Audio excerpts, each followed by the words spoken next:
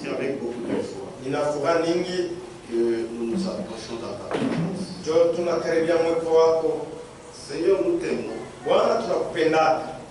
Voilà pourquoi nous chantons pour toi avec joie.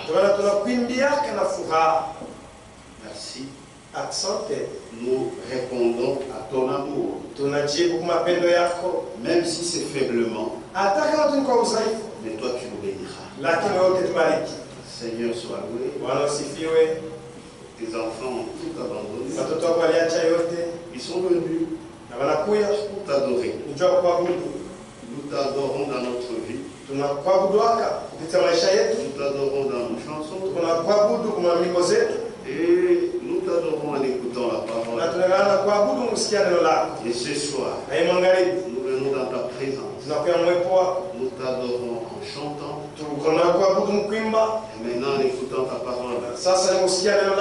La Bible dit, les vrais adorateurs adoreront le Père en esprit et en vérité. Et c'est ce que nous sommes en train de faire. Aide-nous, Seigneur. Nous vivons les derniers moments sur cette terre. Et pour nous, ce sont les moments de victoire. Merci, Seigneur. Tu es venu avec ta parole. C'est pour nous racheter, pour nous sauver, pour nous accorder tout ce dont nous avons. Nous avons compris et nous resterons seulement à tes pieds. Merci Seigneur. Tu es le bon berger. Le bon berger qui donne ta vie pour tes brebis. Et tes brebis, c'est nous. Voilà pourquoi, même si les choses de ce monde ne vont pas bien, mais en toi, nous avons la victoire. Bénis chacun de nous. Fais que la foi puisse croître dans mes frères et sœurs. Et que les fruits soient évidents à tous égards.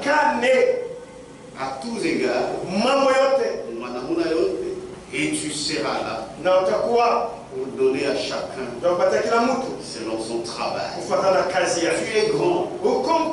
Nous reconnaissons cela. Et fais que toutes les mauvaises choses sortent de nos cœurs. Et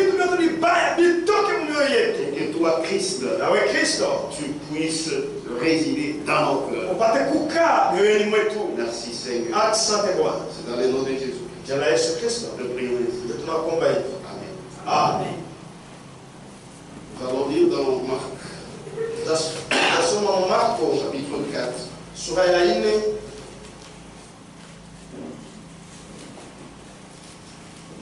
Verset 18.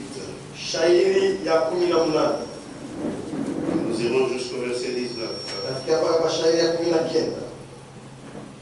D'autres reçoivent la semence parmi les épines.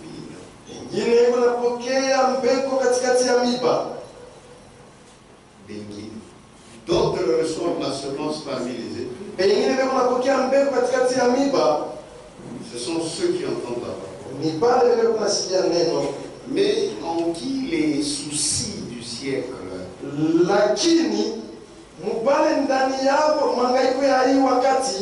la séduction des richesses et l'invasion des autres convoitises étouffent la parole et la rendent infructueuse. Amen. Vous pouvez vous asseoir.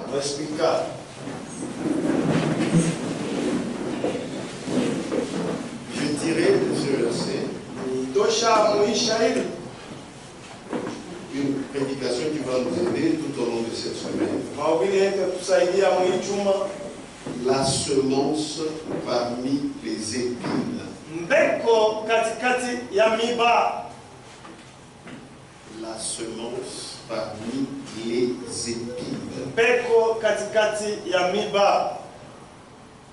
C'est Jésus qui donnait l'interprétation de la parabole Ni Yesu ndiye mwenye analeta matafsiri ya fumbo. De la bonne semence. Ya mbeko njema qui est tombée dans des endroits différents. Inyelianguka mafasha kwa chana chana. Ici, il s'agit de la semence. Hapa ni mambo ya mbeko. Une seule semence. Mbeko tu moja. Une seule race de la semence. Kabila tu moya ya mbeko. Et la bonne semence. Na mbeko ya mzuri. Mais qui tombe dans des endroits différents. Lakini iko naanguka mafasha kwa chana chana. Une partie tomba le long du chemin. Kipande moja ikaanguka pembeni ya njia. Une autre partie dans un endroit pierreux. Ingine mfasi ya maibwe. Une autre partie. Na kipande ingine. C'est ça notre thème. Parmi les épis. Kishina ketu katikati ya miba. Et une autre partie. Na ingine tomba dans la bonne terre. C'est la bonne semence. Et cette semence-là, qui tomba dans des endroits différents, pratiquement dans 4 endroits différents, c'est quelle semence? Marc, toujours 4. Le verset 14. C'est Jésus qui explique. Le semeur sème la parole.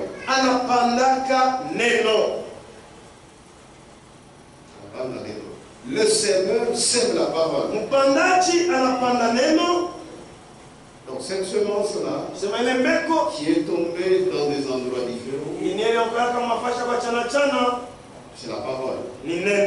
C'est ça la semence. Il s'agit de la parole. Luc 8.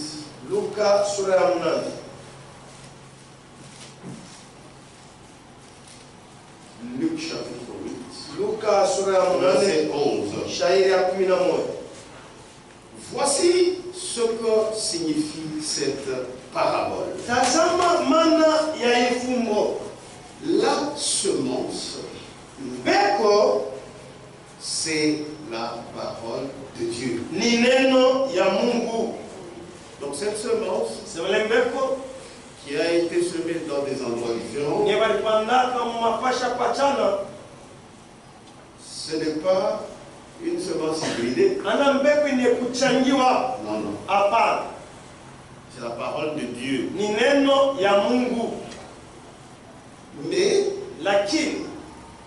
il est arrivé, parce que cette parole a été semée ou est tombée dans des endroits différents, elle, la semence est bonne. Mais ce sont les endroits qui reçoivent ça, qui ont des problèmes. C'est-à-dire, ces endroits, ce sont les hommes. C'est eux qui ont des problèmes. Mais la semence est bonne. C'est comme on est assis ici. Nous sommes tous du tabernacle. Et ici, nous semons la bonne semence. Mais vous remarquerez, parmi les gens,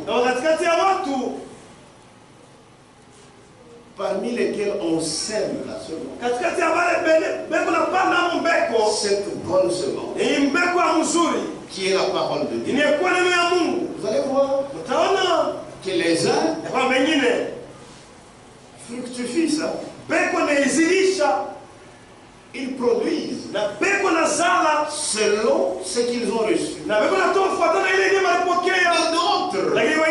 qui sont toujours au tabernacle. Mais vous voyez comme si ça ne va pas.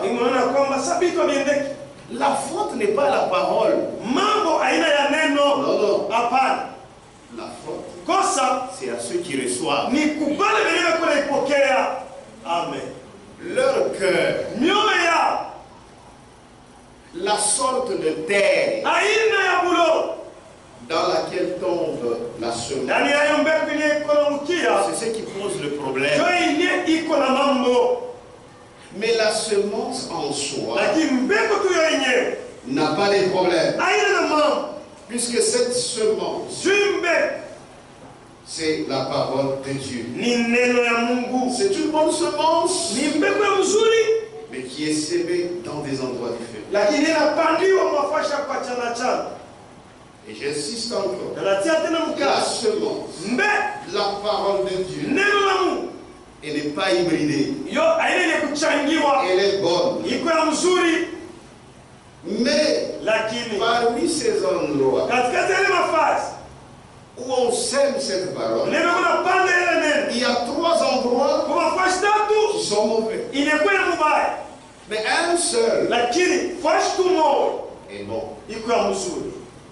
Amen. Ceux qui reçoivent la semence dans la bonne terre.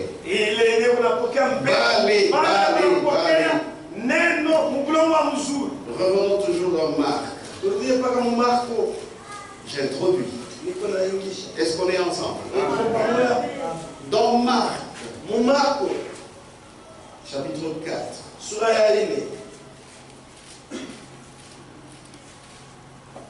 Verset 20. D'autres reçoivent la semence dans la bonne terre. Ce sont ceux qui entendent la parole, la reçoivent et portent du fruit. 30,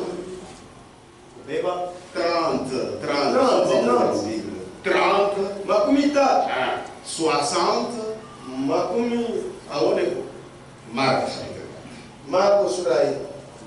chapitre 4. Marc chapitre 4, verset 20. Marco sura ya ile shahidi makumi mbili. Nous lisons. D'autres reçoivent la semence dans la bonne terre. Ce sont ceux qui entendent la reçoivent. Pas seulement entendre,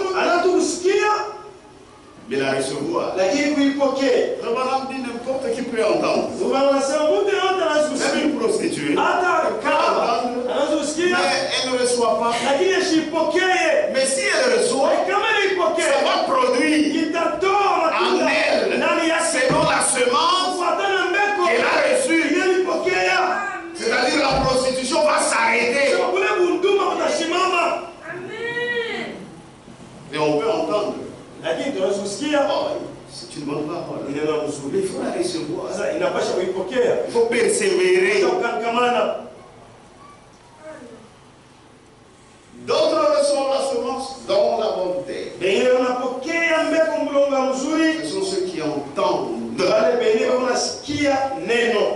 C'est pas maintenant tu entends. Il y a une autre question à te poser. Est-ce que tu la reçois? Ce sont ceux qui entendent la parole, la reçoivent et portent du fruit. Toi. Et portent du fruit. 30, 60 et 100 pour eux. Voilà ces gens-là qui reçoivent la parole dans la bonne terre. Mais il n'est pas dit que la bonne terre reçoit la semence différente parmi les ennemis. Non, c'est la même parole. Même ceux-là qui ont reçu, même cette semence qui est tombée dans les endroits pierreux, C'est la bonne semence. La parole de Dieu. Mais l'endroit est mauvais. Examine-toi toi-même. Si tu es dans la foi, si tu reçois bien la parole, puisque frère, même l'attitude avec laquelle on reçoit la parole, frère, ça a beaucoup d'impact dans notre vie de tous les jours. Amen. Amen. Quand tu sais que c'est mercredi, c'est mardi, c'est jeudi, et que le temps d'écouter la parole s'approche, qu'est-ce que tu fais pour préparer ce temps? L'attitude avec laquelle tu reçois la parole est aussi déterminante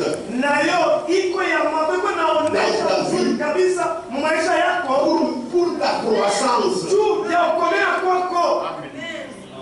C'est la vérité. Tu viens dans l'église pour y dormir. Tu perds ton temps. La semence ne fera rien. Tu viens dans l'église pour chercher les erreurs. Tu les trouveras. Et ça sera ton travail. Tu viens dans l'église pour embrouiller les autres. Non. Quand on vient dans l'église, c'est avec un seul objectif. Écouter Dieu parler. Que sa semence puisse être reçue dans une bonne terre. Pour que cela puisse produire. Que Dieu vous bénisse. C'est la vérité. L'attitude. Nous ne disons pas que tout le monde doit toujours avoir une seule attitude. Il y a ceux-là qui reçoivent la parole avec joie. Et vous voyez ça. Mais il y a d'autres. Tu es assis avec lui. Quand vous le regardez, tu n'auras même pas le goût. Il n'y a pas d'amen. Il est libre. Mais toi ne le regardes pas. Toi tu as ta manière. C'est comme je me rappelle, il y a longtemps quelqu'un me disait. J'étais assis à côté de frère. Ah frère. Moi je ne faisais que le regarder et j'ai perdu même l'onction. C'est quoi qui m'y a très froid. Tu as fait l'erreur. Quand on vient dans la présence de Dieu, toi sois attentif à la parole. Lui aussi, c'est sa manière. Mais là,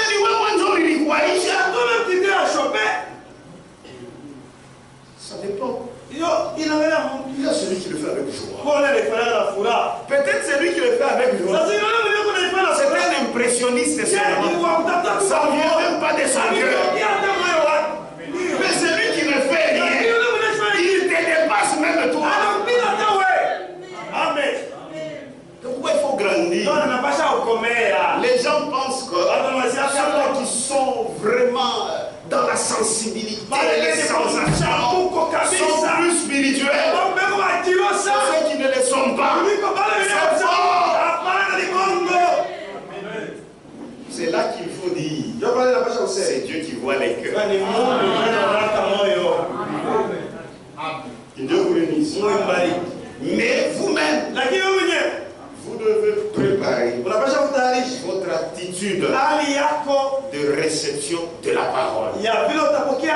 Si en vous, la parole est reçue avec empressement, même si nous ne le voyons pas, tu es béni. C'est la vérité. D'autres reçoivent la semence dans la bonne terre. Ce sont ceux qui entendent la parole, la reçoivent et portent du fruit 30, et son couronne. Luc, chapitre 8, le verset 15. Qui est tombé dans la bonne terre? Ce sont ceux qui, ayant entendu la parole, avec un cœur honnête et bon. Peut-être toi à côté tu peux voir. Peut-être il t'impressionne cela. Peut-être il impressionne une sœur à qui il a proposé les fiançailles.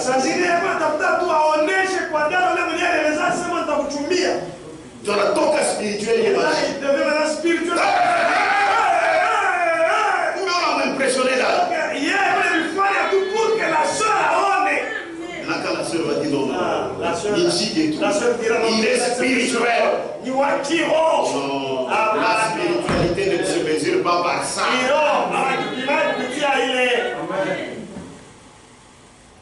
Ceux qui est tombé dans la bonne terre, ce sont ceux qui ont entendu la parole avec un cœur honnête et bon. La retiennent. Amen. Et porte du fruit avec persévérance. J'entends, je retiens ce que j'ai entendu, je porte du fruit avec persévérance. Peut-être quand je vais entendre, je ne produirai pas des fruits tout de suite. Mais avec le temps, je persévère. Je vais produire. C'est la vérité. Ce qui est tombé dans la bonne terre, ce sont ceux qui ont entendu la parole avec un cœur honnête et bon. Là, on peut passer même des nuits et des nuits parlant sur ça. Avec un cœur honnête et bon. Si tu sais que cette parole vient réellement de Dieu, tu seras révérencieux envers cette parole. Puisque ce n'est pas la parole de l'homme, c'est la parole de Dieu. Même si la personne qui prêche ça, tu ne l'aimes pas, aime la parole qui sort de sa bouche, puisque c'est la parole de Dieu. Avec un cœur honnête. Il ne faut pas, quand on prêche la parole, toi aussi tu es philosophe là, pour barrer l'efficacité de la parole. La parole sort. Toi aussi tu es dans tes idées là. Non, ce n'est pas ça. Non, je pense que non, ça ce n'est pas un cœur bon et honnête. Un cœur bon et honnête. C'est comme ce qu'avait fait Marie. L'ange lui parle. Voici, je suis la servante du Seigneur. Qu'il me soit fait selon ta parole. Même si je ne comprends rien, mais je dirai Amen. Je continuerai à écouter, à entendre. Dieu me dira, je comprendrai. Même si je ne comprends rien, mais tellement que je sais que c'est la parole, je m'accroche à cette parole. C'est pourquoi Jésus a dit, mes frères, mes parents, ma mère, mon père, ce sont ceux-là qui écoutent la parole et qui font la volonté de mon Père. C'est ce qui est important. Que Dieu vous bénisse. Très nécessaire. Ce qui est tombé dans la bonne terre. Ce sont ceux qui ont entendu la parole. Avec un cœur honnête. C'est très important. Avec un cœur honnête. Et bon. La retient. Et porte du fruit avec persévérance. Et le fruit que tu vas porter, ce n'est pas que toi-même tu verras ça. Même nous allons voir le fruit pour que les autres mangent. Le fruit, ce n'est pas pour l'arbre. Vous avez vu déjà un manguier manger ses mangues. Vous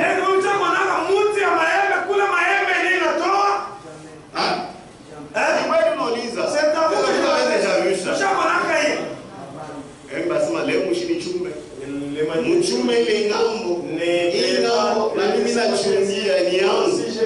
Pour ce côté, moi, je garde, ça m'appartient.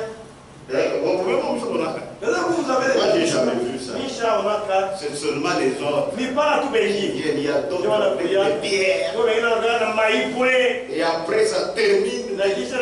L'arbre ne mange rien. Amen. Donc quand tu produis les fruits, tout le monde mangera. Que ce soit les païens, que ce soit nous les frères, nous mangerons.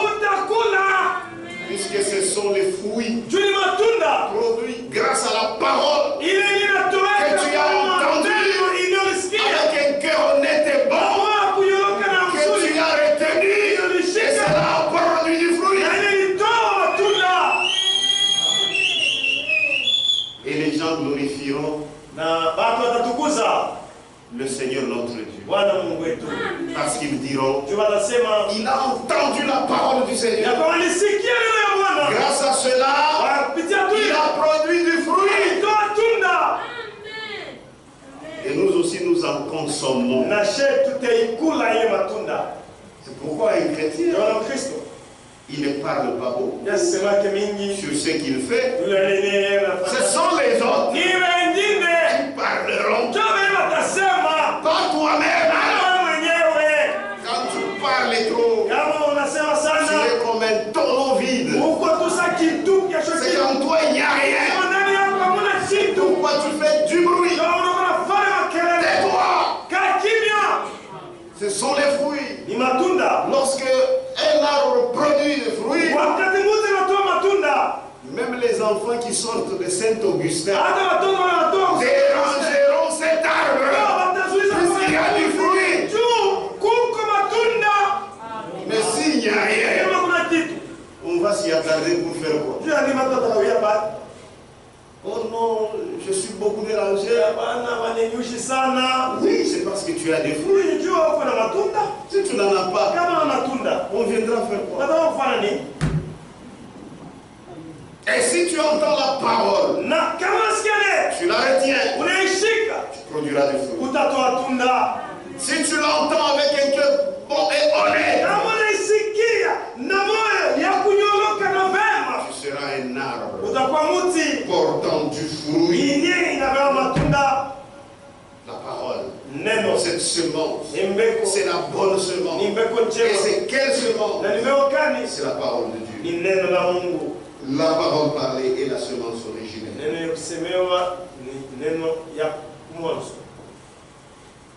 Je pense que vous suivez.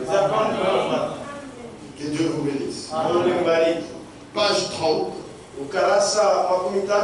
Paragraphe 182. Voilà pourquoi je crois la parole. Elle est une semence. Et si la pluie tombe sur la semence, elle produira selon son espèce. Voilà pourquoi moi aussi j'aime la parole. Si cette parole, tu l'entends et tu la retiens, une fois que la pluie tombe, elle va produire selon son espèce. Or, cette semence que l'on est en train de semer, en 4 différents endroits. C'est la pure parole. Qui est la parole de Dieu. C'est pourquoi frère Branham dit, je crois la parole. Elle est une seulement. Et si la pluie tombe sur la semence, elle produira selon son esprit. C'est-à-dire, la pluie ne change pas la nature de la semence. Si c'est le haricot, même si vous y déversez des tonneaux et des tonneaux, ça ne peut pas changer la nature de la semence. La semence, si c'est le haricot, ça restera de la vie. Si c'est l'arachide, ça restera de la vie. Même si vous prenez tout l'océan Atlantique, vous déversez sur ça, ça ne changera pas de nature.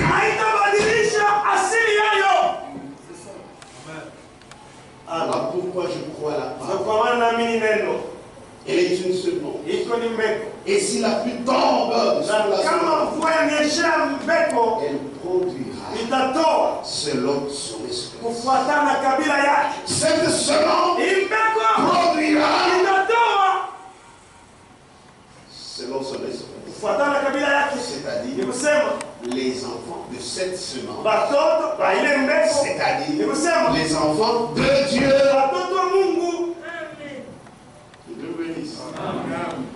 C'est ça la semence d'Abraham. Parce qu'Abraham, on dit que ceux-là qui ont la foi sont les enfants d'Abraham. Parce qu'Abraham ne croyait rien que la parole. Il ne voyait même pas son état physique. C'était un vieillard. Mais parce que Dieu a dit, lui ne croyait que ce que Dieu a dit. Il ne voyait pas son état physique. Il vivait par la foi. Et la Bible dit, mon juste vivra par la foi. Est-ce que toi aussi, tu vis par la foi? Tu es juste. Est-ce que tu vis par la foi?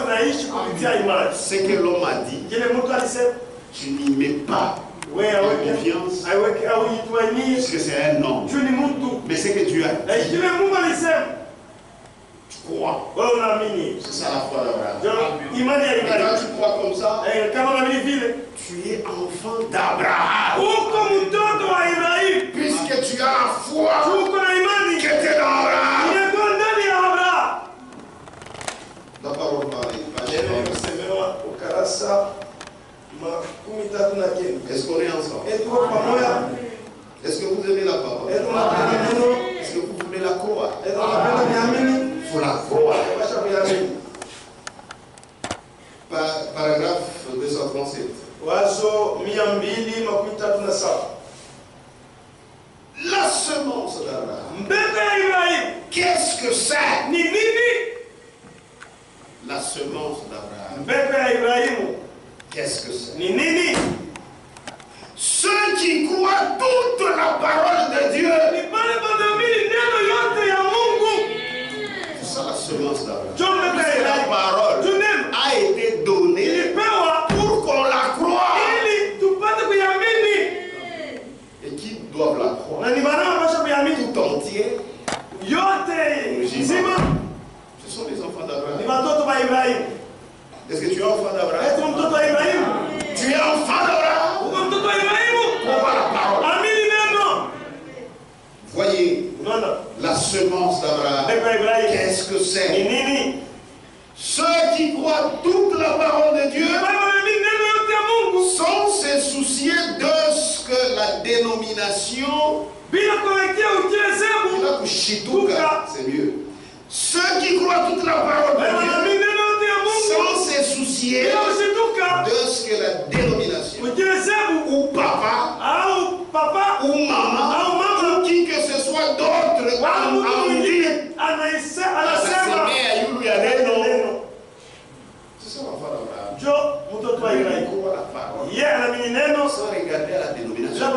sans regarder à ce que son père, ou qui que ce soit, même une autorité ecclésiastique.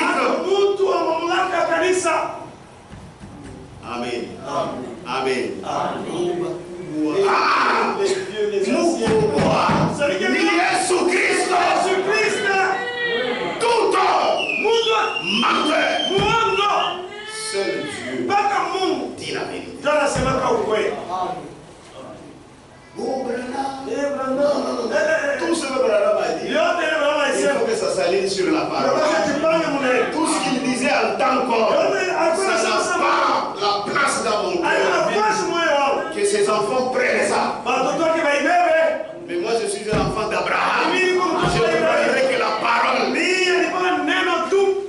Franck, il n'est pas mon autorité spirituelle. Franck, c'est mon frère. Ce qu'il a dit, ça doit s'aligner à la parole. Ça s'aligne pas. Je mets ça dehors. Puisque c'est lui qui m'a promis le ciel. C'est Jésus-Christ. Frère, Jésus-Christ, un vrai mari. Il est capable. Ce n'est pas ça, il y a l'air, il y a bon. Aujourd'hui, là, c'est faux. On parlait avec le frère Edouard. Si, il y a l'air. Ce qui se passe aujourd'hui, On a numéro un temps. tu épouses ma fille, On n'arrive pas à tu me donnes l'argent. Qui se donne l'état à ça? Après, tu viens non contribuer pour la salle. Non. Jésus. Et on prend la toute ici à la c'est à sa charge. Amen. Voilà un mari.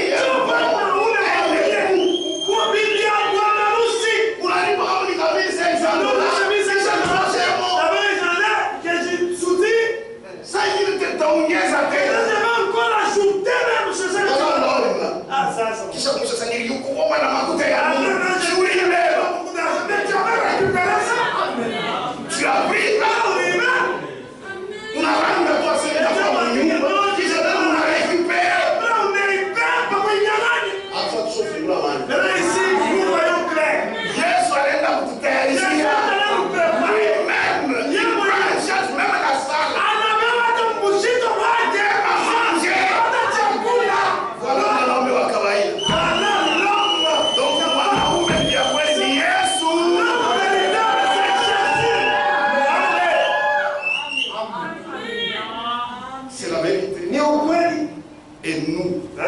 Nous croyons ce que Jésus a dit. Et nous sommes les enfants d'Abraham. Ceux qui croient toute la parole de Dieu sans se soucier de ce que la dénomination, papa ou maman, que ce soit, d'autres ont dit. Ils croient toute la parole de Dieu. Dès qu'on a dit. Amen. Donc si tu crois toute la parole. Oh, nous sommes les Branham. Nous ne sommes pas les Branham. Nous sommes les enfants d'Abraham. Que Dieu vous bénisse. Que Dieu vous bénisse. C'est la vérité. Écoutez. Dieu et son plan pour l'humanité c'est fort. Pour l'humanité. Page 24. Est-ce que vous aimez la parole? Aimez la parole.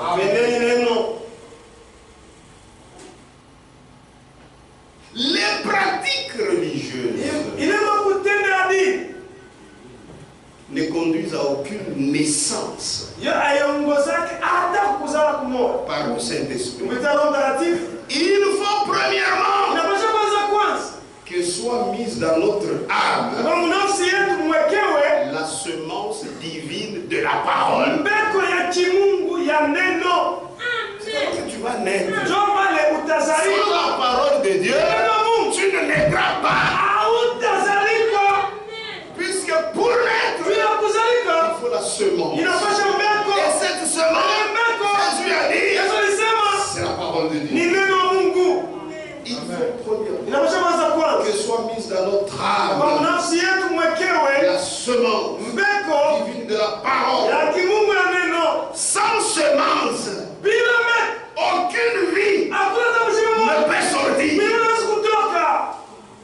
soit terrestre ou spirituel. Amen. Il faut d'abord la semence. C'est alors qu'il y aura production. Même spirituellement, c'est la même chose. Au préalable, il va falloir qu'il y ait la semence.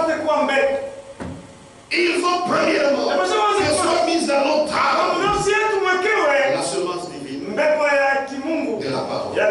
Sans semence, aucune vie ne peut sortir, qu'elle soit terrestre ou spirituelle. Dans l'Ancien Testament, c'est au prophète que la parole venait. Et parce que cette divine substance, la parole était reçue par le moyen, par leur moyen, ils ont été appelés Dieu.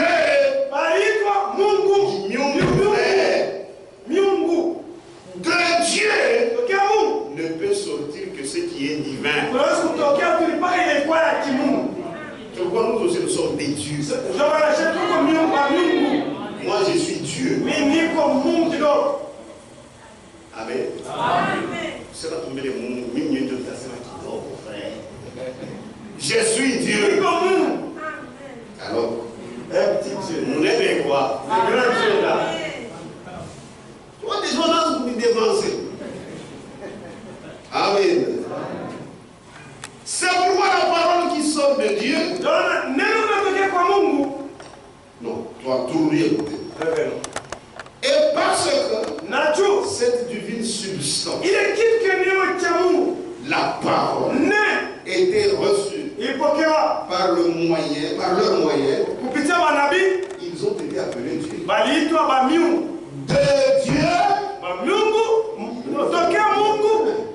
De Dieu, ne peut sortir que ce qui est divin. Tu es sorti de Dieu, donc tu es divin. C'est pourquoi la parole qui sort de Dieu est la semence divine. Par le moyen de laquelle nous devenons enfants de Dieu. Alléluia. Nous devenons enfants de Dieu. Par quoi? Par la semence divine. Et cette semence divine,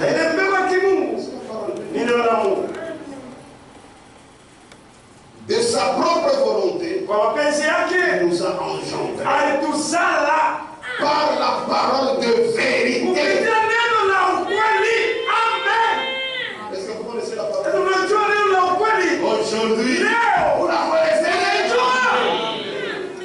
Amen. De sa propre volonté, il nous a engendrés par la parole de vérité pour que nous soyons une sorte de prémisse de ces créatures. Amen. Que Dieu bénisse. Les gens comprennent mal. Quand on dit prémisse, on va répandre ça. Un jour on expliquera ça. La parole c'est la grâce.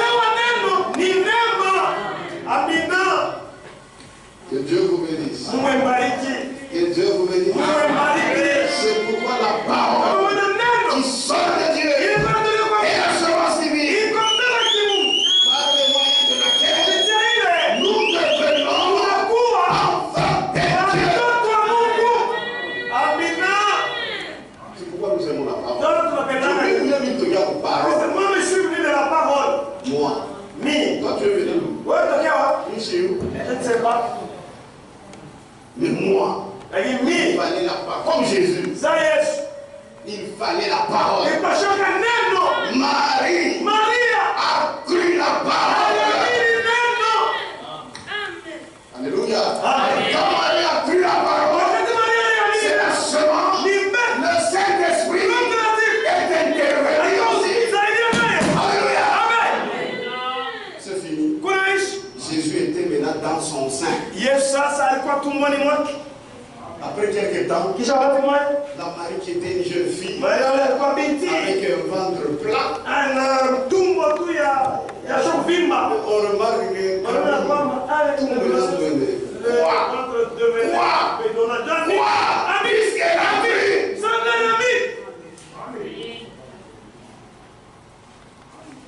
Amen. Amen. Frère, Ndugu, il y a quoi? c'est vrai, Il y a quoi? c'est vrai. Que Dieu nous aide. Mungu tusaidie. Il s'agit ici Hapa ni mambo de la bonne semence. ya mbegu njema, La parole. neno.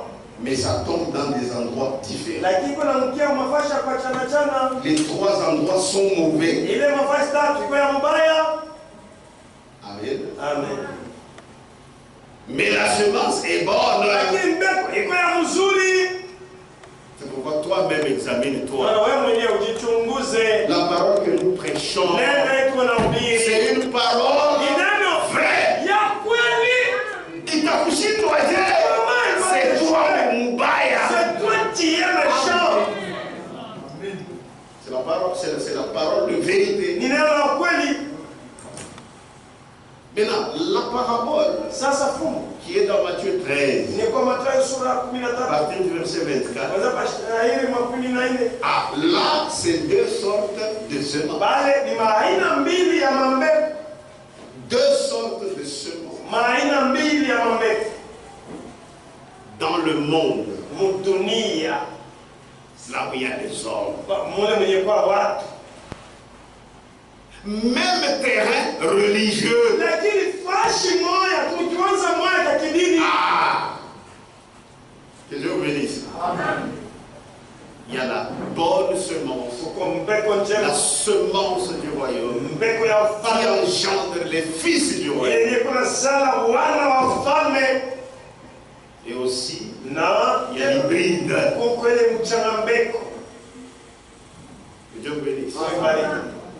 Et Jésus là-bas donne encore l'interprétation. Na Yesu pale analeta maana yake. Oui, on lit. Tusome Matthieu 13. Mathayo sura 13. Non, mais la parole est très bonne. Neno iko mzuri sana. Matthieu 13, Mathayo verset 37. shairi 37. Il répondit, Akajibu, celui qui sème la bonne semence. ule unapanda mbeko njema. Vous connaissez la bonne semence? Unajua mbeko njema? C'est la parole de Ni Dieu. neno la Mungu. C'est le Fils de l'homme. Ni mwana wa mtu. Le champ, Mashamba c'est le monde. ni dunia. Ni bantu. La bonne semence. Mbeko njema. Alléluia. Amen. Ce sont les fils du royaume. Ni wana wa ufalme. Livrés. Magugu. Ce sont les fils du malin. Ni wana wa mwerevu. L'ennemi qui l'a semé, Adui alipanda. c'est le Ni diable. diabolo. Livré. Magugu. Ne changera jamais. Haitabadilika tena. Amblé. Oui, blé. Ikuwe mbegu. Ngano. Ikuwe ngano. Jamais. Kamwe. Quand vous voyez un prédicateur, Kama mbi. il prêche comme si Anahubiri saa que dans l'ivraie, ya kwa il y magugu. a aussi des blés. Na Mungu kwamba Mungu wako ngano. Moumbé. Priez pour lui. Amen. Il ne voit pas clair. Ashone mzuri. Que chaque semence Kila mbeko se reproduise itazalana selon son espèce. na kabila yayo. La parole parle. Neno ya kusemewa. Page 45. Ukarasa wa 15. Paragraphe 285. Wazo 285. Est-ce qu'on est ensemble? Amen. Les semences Mambeko ont été plantées. ilipandwa. Les semences Mambeko ont été plantées. ilipandwa. Les semences dénominationnelles Mambeko ya kizebu des églises, ya matunisa des églises évangéliques, ya matunisa injili comme celle des baptistes, sasa ya mabatiste des presbytériens ya mapresbiteri et des luthériens. ya waliteria Et les semences pentecôtistes na mambeko ya kipente ont été plantées dans l'organisation pentecôtiste. ilipandwa matengenezo ya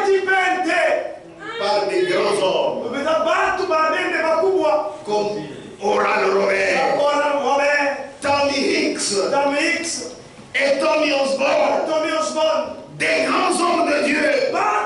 Vous voyez, et je crois que la parole de Dieu a été plantée sans mélange en dehors de toutes ces organisations. C'est ça qu'il y a. Vous voyez, il faut que la semence. Donc il y a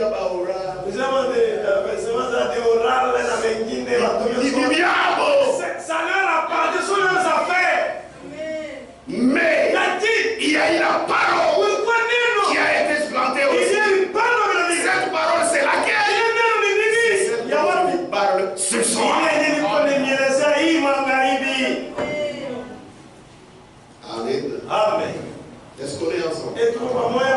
295, paragraphe 295. Alors, l'espèce de la semence que vous aurez plantée dans votre champ, ce sera ça l'espèce de la récolte que vous moissonnerez. Si les dénominations veulent avoir plus de membres, c'est ce qu'elles auront. C'est ce qu'elles ont eu. Les pentecôtistes veulent avoir plus de pentecôtistes. C'est ce qu'ils auront. C'est vrai. Mais la parole va produire des fils et des filles de Dieu.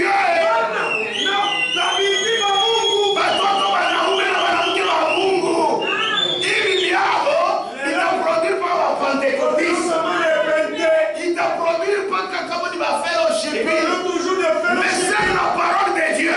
Il y aura des fils et des filles de Dieu. Vous allez comprendre autrement comment. C'est clair. Mais la parole va produire des fils et des filles de Dieu. Est-ce que la semence pentecôtiste, c'est la semence biblique? Et